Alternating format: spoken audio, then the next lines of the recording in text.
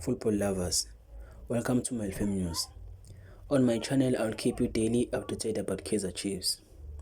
Kindly subscribe to my channel so you can be daily updated about Kaizer Chiefs.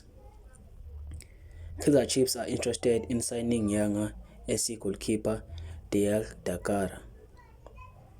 Nursedina Nabi and Kaizer Chiefs believe he is the best candidate to fill in the very crucial position which is goalkeeper department in the team.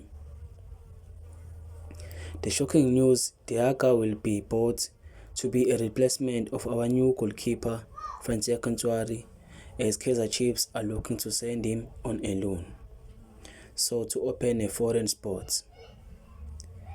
Durban-based researcher Kawazela Innocent revealed. Kaizer Chiefs scouts are scattered in Africa looking for players that can come in and bring stability to the team, as they are looking to compete for the titles next season. Ntwari was given a number of opportunities to prove himself but failed to live up expectations. He's on the venue but will depend on the availability of the Arca. If he comes, Ntwari is out. If not, they will hold on to him.